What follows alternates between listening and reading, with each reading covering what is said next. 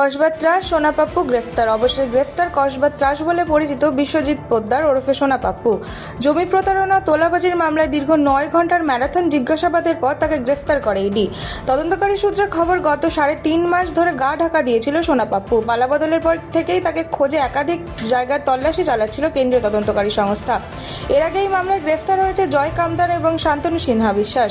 তদন্তকারীদের দাবি, একটি বড় জমি দখল ও তোলাবাজি চক্রের সাথে যুক্ত ছিল সোনাপাপ্পু। অভিযোগ, প্রভাব খাটিয়ে জমি দখল, ভয় দেখিয়ে টাকা আদায় সহ একাধিক বেআইনি কর্মকাণ্ডে জড়িত ছিল সে। কসবা এলাকায় তার গ্রেফতারিকে কেন্দ্র করে ব্যাপক চাঞ্চল্য ছড়িয়েছে।